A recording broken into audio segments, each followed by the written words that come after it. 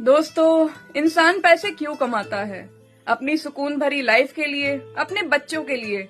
जब वो बीमार हो जाए उसकी बीमारी के लिए कमाता है, लेकिन इतना कमाने में बिजी हो जाता है कि ना तो वो खाना टाइम पे खा पाता है, ना तो पानी पीने तक का टाइम होता है उसके पास। पूरी जिंदगी में बस पैसा इकट्ठा करना ही एक उसका लक्ष्य रह जाता है। हमने बहुत सारे लोगों को देखा है जो अपने आप को भूल गए हैं, सिर्फ पैसा कमाने में ही लगे हुए हैं और ना तो आगे का प्लान कर पा रहे हैं कुछ, ना कहीं घूम पा रहे हैं, ना ही तो खुद के शरीर का ध्यान रख पा रहे हैं। सिर्फ एक शहर तक ही सीमित हो गए हैं और एक 10 बाई 10 की दुकान में या अपने मकान में सीमित हो गए हैं, उससे आगे नहीं बढ़ पा रहे हैं। उन्हें ये भी नहीं पता है कि उनके शहर में क्या कुछ हो रहा है। इतना बिजी हो गए हैं कि खुद के शरीर का भी ख्याल नहीं रख पा रहे हैं। और जब उन्होंने पैसा कमाना शुरू किया था तब उन्होंने बहुत सारे ख्वाब देखे थे कि एक जिंदगी ऐसो आराम की जिएंगे, सुकून से जिएंगे, लेकिन सुकून ही भूल गए उसके बीच में। पागलों की तरह पैसा कमाने में लगे हैं और कब चले जाएंगे कुछ पता नहीं। किसके लिए कमा रहे हैं इसका भी कोई प्लान नहीं, बस इकट्ठा करना है। उनके दिमाग में ये चीज बैठ गई है।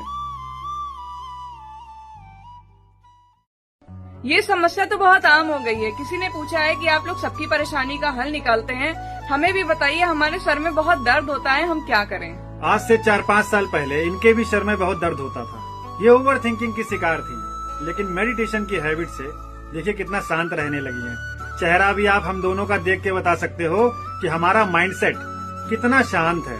पहले हम भी हर छोटी छोटी बात पे टेंशन लिया करते थे। मेरे सर में दर्द शुरू हो जाता था, पूरे पूरे दिन होता रहता था। और इसकी 2 वजह और हो सकती हैं। अगर आपकी नींद नहीं पूरी हो रही है, या तो आपकी आंखें कमजोर हो रही हैं, इस वजह से सर में दर्द है। देखिए, नींद पूरी न होना बहुत बड़ी वजह है। आप किसी की मत सुनना कि जल्दी उठा करो, दोपहर में मत सो, इससे ये बुरा हो जाएगा, उससे वो बुरा हो जाएगा। किसी की मत सुनो। नींद पूरी नहीं हो रही है तो 100% आप बीमार हो जाओगे। आप तब तक सो जब तक आप एनर्जी से भरा हुआ अपने आप को महसूस मत करो। जब आप उठो तब आपको लगना चाहिए कि आप एकदम ताजा हो, और जब तक ना लगे आप तब तक सो। हमारे शरीर में कहीं पे भी कोई भी दर्द होता है वो यूं ही नहीं होता है। इसको पहले तो गंभीरता से लीजिए और अच्छे से अच्छे डॉक्टर से चेकअप कराइए, या तो एक बार MRI करा के जरूर देख लीजिए आप। पिंकी जी, आपने सवाल ही ऐसा पूछा है कि अब हम लोग कुछ बोलेंगे तो लोगों को बहुत बुरा लग जाएगा। हम लोग हमेशा सच बोलते हैं और सच तो कड़वा होता है, इसलिए बुरा लगना स्वाभाविक है। आपने पूछा है कि डेली सब कहते हैं कि रोज सुबह मंदिर जाओ, जल चढ़ाओ, जो भी परेशानियां हैं, बीमारियां हैं, सब चली जाएंगी, जीवन भी सुधर जाएगा। देखिए, मंदिर जाने से अगर जीवन सुधरने लगता ना तो दुनिया में आज सभी लोग सुधर गए होते। कोई भी यहाँ बुरा आदमी नहीं होता। जब तक आप खुद को नहीं बदलोगे तब तक जीवन नहीं बदलेगा। जब तक आप खुद के कर्म नहीं बदलेंगे तब तक आपका जीवन कभी नहीं बदलने वाला। श्री कृष्ण ने पूरा गीता उपदेश दे दिया कर्म सुधारने को लेकर। एक ही बात उन्होंने पूरी गीता उपदेश में कही है कि इंसान अपने कर्म बदल ले तो उसका जीवन बदल जाएगा।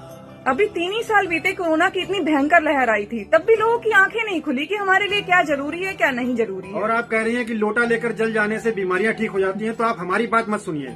वृंदावन के एक आध्यात्मिक संत हैं श्री प्रेमानंद जी महाराज, उनकी वीडियो सुनिए। हम कहते हैं, माइक से कहते हैं, विश्व में कोई ऐसा जादूगर पैदा हुआ हो, तांत्रिक ऐसा पैदा हुआ हो, कोई ऐसा पैदा हुआ हो, आए हमारी किडनी ठीक कर दे, आए और करे छू ले जंतुर बांधो, आपसे डायलिसिस खत्म, तुम्हारी किडनी सही, हमें दिखाओ। फालतू में बावरे लोगों को ड्रामेबाजी में फंसा रहे हो। ये जंतुर ले, ये राख ले, ये कपड़ा ले, ये कलावा ले, बांधो हमारे कलावा जंतुर। हमारी बुद्धि को बदल दो या हमारी किडनी को बदल दो, 2 में जो ताकत हो बदल दो। एक भूल भुलैया जैसी पुरानी इमारत थी जिसपे लिखा था कि अंदर जाकर आप सही दरवाजे अगर चुनेंगे तो आपको एक मनपसंद पत्नी मिल जाएगी। अंदर जाते ही 2 दरवाजे मिले। एक पे लिखा था युवा पत्नी, एक पे लिखा था अधिक उम्र वाली पत्नी। जाहिर सी बात है लोग युवा पत्नी की तरफ ही जाएंगे, तो लोगों ने उस दरवाजे को चुन लिया। और आगे जाकर फिर 2 दरवाजे मिले। उन पर एक पर लिखा था कि सुंदर पत्नी और एक पे लिखा था साधारण पत्नी। अब सभी को सुंदर पत्नी चाहिए होती है, इसलिए लोगों ने सुंदर पत्नी वाला दरवाजा चुना। आगे जाके फिर 2 दरवाजे मिले। एक पे लिखा था खाना बनाने वाली पत्नी, एक पे लिखा था ना खाना बनाने वाली पत्नी। तो जाहिर सी बात है लोग खाना तो खाएंगे ही, तो उस दरवाजे को ही चुना और आगे बढ़े।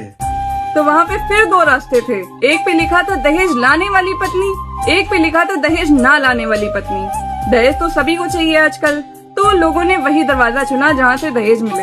आगे जाके फिर 2 दरवाजे मिले। उसके अंदर गए तो पत्नी वत्नी तो कुछ नहीं मिली, लेकिन एक बहुत बड़ा शीशा लगा हुआ था जिसपे लिखा था, योग्य पत्नी तो सभी को चाहिए है, लेकिन एक बार अपना चेहरा भी तो देख लीजिए शीशे में। कुछ इसी तरह से ये दुनिया चल रही है। दूसरों में तो बहुत कुछ चाहिए, पर खुद को कोई देखना नहीं चाहता।